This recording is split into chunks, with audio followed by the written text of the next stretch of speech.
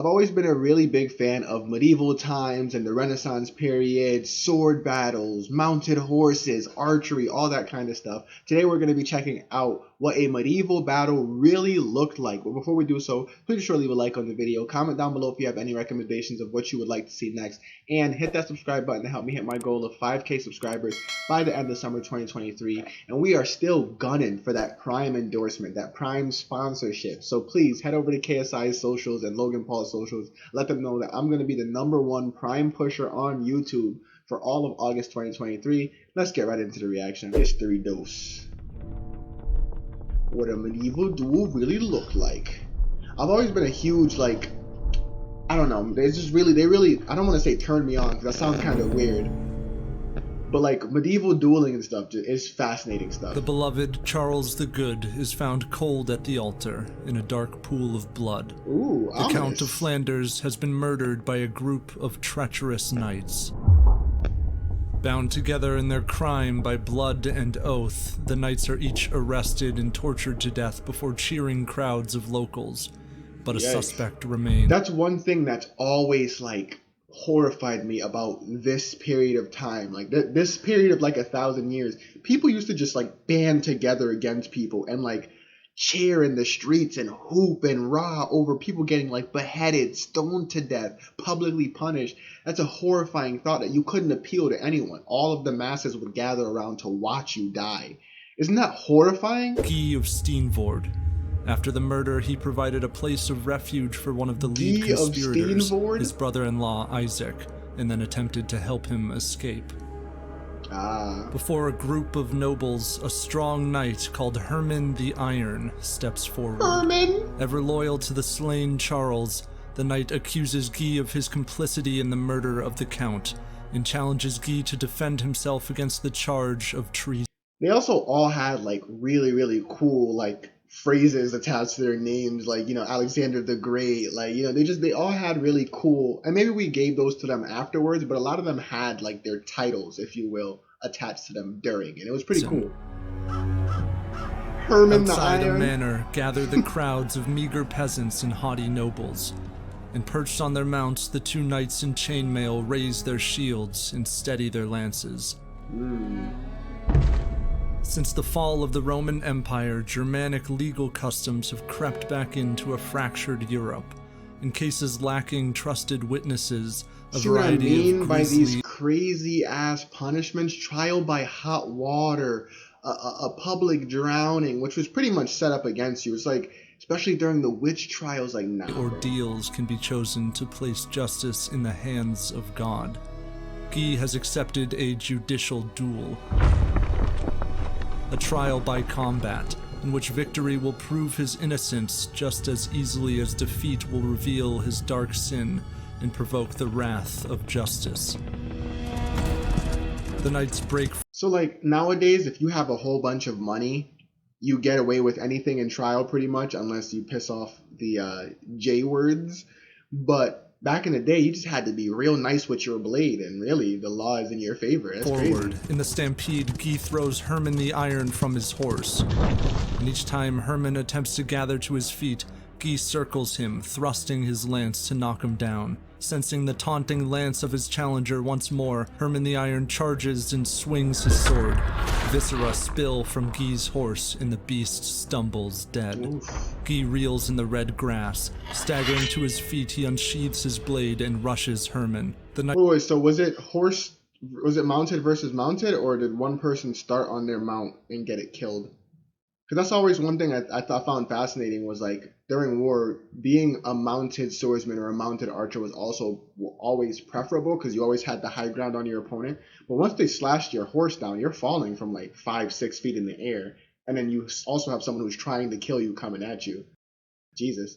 It does seem, by this picture here, it does seem like it started mounted versus grounded, perhaps. I'm not fully sure, though. In the taunting lance of his challenger once more, Herman the Iron charges and swings his sword. Viscera spill from Guy's horse, and the beast stumbles dead. Guy reels in the red grass. Staggering to his feet, he unsheathes his blade and rushes Herman. The knights collide with locked blades, savagely swinging and chopping, until the gasping fighters throw down their shields and fall upon each other, losing their swords and resorting to fists and jammed. Jesus Christ, dude, this guy knows how to tell a freaking story. This is fire, bro. This is fire. And what's a really good shout out is if you watch or not watch, if you play Mount and Blade, any of the Mount and Blade, it's a nice video game on the PC by Tales World. It's a really cool medieval game. I freaking love it. I play it all the time, but this guy really knows how to tell a story. And on top of that, like, he's really capturing exactly how gruesome these battles were. Fingers. Guy scrambles onto Herman and smashes his gauntlet against Herman's face. The crowds hear the thud of iron against bone as Guy batters him about the eyes and forehead and nose. Jesus With each Christ. blurred strike, Herman the Iron grows limp. Guy of Steenvoorde sits atop the dazed knight, reveling in his own divine vindication. But the vanquished knight stirs beneath him, gently moving his hand down to the lower edge of the cuirass where Guy was not protected. Herman seized him by the testicles, and summoning all his strength for the brief space of one moment, he hurled Guy from him. By this tearing motion, like, think about it. They started with blades, shields, horses, and now it's still always getting down to just the bare basics. These hands grabbed him by the nuts and twisted it. That's how you're supposed to do it. All the lower parts of the body were broken, so that Guy, now prostrate, gave up, crying out that he was conquered and dying. The bleeding knight is brought back into town and dragged beside the swaying corpse of another convicted conspirator. Guy of Steenvoorde is hanged. Oh, damn. So because he lost the battle, technically, he dies. He gets hung in front of everybody, and everyone just watches while it happens. That's so horrifying, bro. Medieval Europe is a land humming with the divine and replete with profane contradictions. The magnificent castles of kings and queens loom over towns of wood and stone. Farther out are the thatched roof villages and cropland, which host the servile peasants bound to their lord's domain. The many polities of this continent are governed and policed by distinct groups of nobles, clergy, and knights, oath-sworn to chivalry. They are expected to clear the land of evil, witches and sorcerers and criminals of all stripes. Thus, a trial by combat is not an arena for knights to prove their valor, but a terrifying last resort for the accusers and accused, a seemingly religious. This guy is able to encapsulate everything that was this era. His tone, the words, everything was so carefully selected. This man knew exactly the message that he wanted to convey. This is so beautiful. Ritual maligned and outlawed by many in the church, who deny God's involvement in such a merciless business. Even those fighting on behalf of monks have no qualms about seizing victory by gouging out the eyes of their opponents. And although women, clerics, and children are often required to hire so-called champions to fight in their stead, this isn't always the case. In marital duels, a wife could fight her husband, who would be subject to handicaps that included standing in a ditch with a hand tied behind his back. Bro, I don't care if I'm fighting a woman or not. If I'm in a ditch with one hand behind my back, how am I supposed to win that? She's just rushing you, and this is all you got. You see this on camera? This is all I got. Just my torso and one arm. How the fuck am I supposed to win that?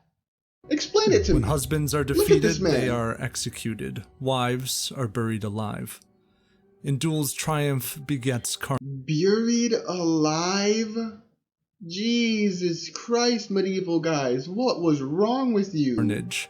Herman the Iron survives as a heroic knight who has defended his count's honor, while the castrated corpse of Guy of Steenvoorde dangles from a tree, the rotting subject of mockery for the passing peasantry.